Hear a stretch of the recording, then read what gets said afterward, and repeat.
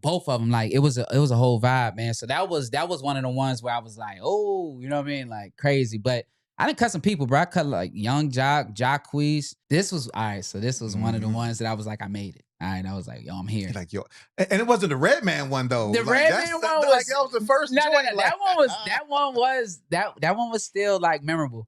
But bro, so Usher just did his tour like not too long ago. Yeah. I went to the concert. You went to the concert, so they did a lot of pre-production before, like for like the stuff that was gonna be on the screen and stuff. Because he had like a hologram of like the younger Usher that came out. Did you saw that part, right? The whole thing was dope. The whole thing he did was dope. So they called me in to cut the younger Usher for like the tour. So that's dope. So like, but I'm working alongside Usher, like, you know what I mean? Like, so that was one of the ones where it was crazy because I was already cutting his brother, J-Lac. And so J-Lac pulled up to the set and didn't even know, I was gonna be there. And that was like one of the moments where it was like, he was like, oh snap, how did you? You know what I mean? Like, I didn't tell you about this one. Like, so that was one of the ones where I was like, oh yeah, I made it. I made you feel me? But it's been bruh. Like, I have to do better with just taking in all of the stuff that I've done, and then also just also putting it out there, letting people know. Cause I've been in Black Panther II, bro. I was in the opening scene for that.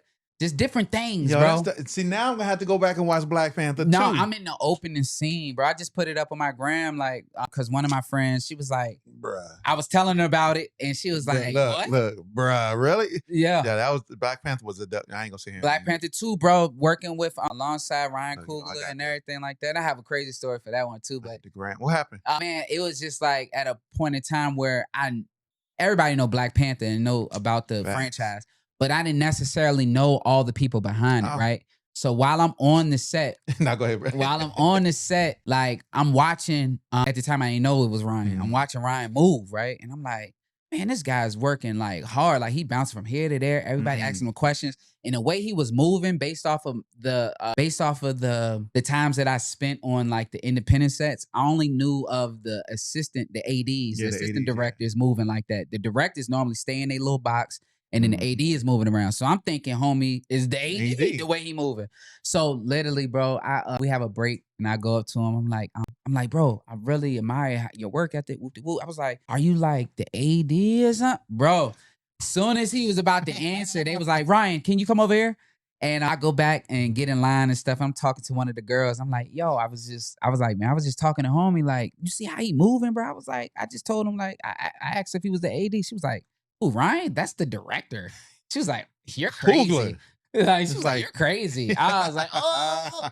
So after we wrap, I went up to him and I was just like, bro, excuse my ignorance. But he was cool though. He was cool, bro. Exactly. And the thickest West Coast accent. He's like, yo, bro, you good, bro. Like, you know what I mean? And we just chopped it up. We laughed about it.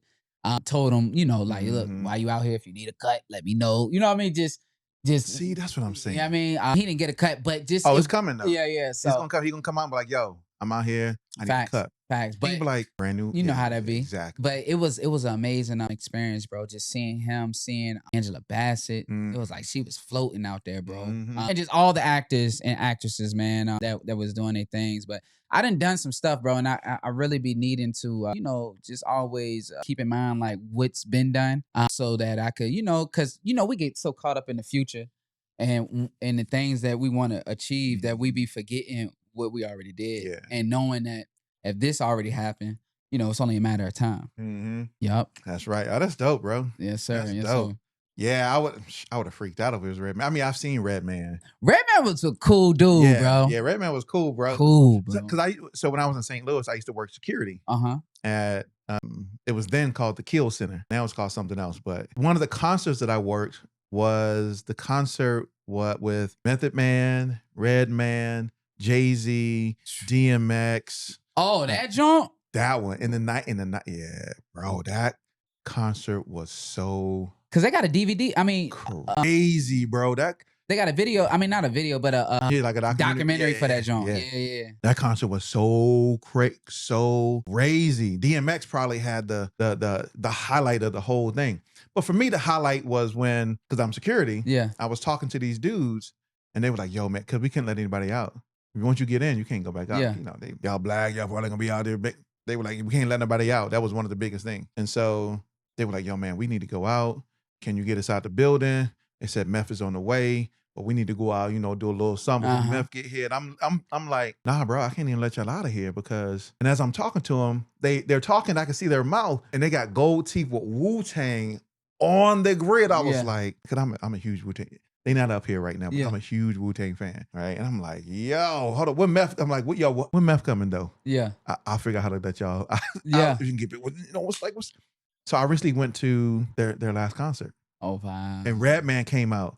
Man, we went crazy. Yeah, crazy, bro. Red and Meth got one of the best shows, bro. Their energy is crazy, ridiculous. And I was tight too because Meth, when we came out of Redman room, Meth like was walking down. I was like, we was down in the lobby. I was like, yeah, man, I just got Redman straight, whoop de whoop. He was like, damn, man, I wish they would have said something. I needed to get right. I was like, damn, man, I would have loved to cut both of them, man. But I was just gracious to see the show. Like we was like on stage, like, you know, in the mix, bro. Like that shit was a vibe, bro. I bet it was. That was like, that was memorable too, man. Like it's been a lot, bro. Like it's really hard, but these are the ones that stick out the most, the ones I told you. But it's been a lot of times, bro. Like a lot, like a lot of great. I mean, you've worked on a couple of films as a stylist as well. Yes, sir. And so kind of talk about that. Is that where your NAACP image? Yes. Yeah, so that was for Till. So Till.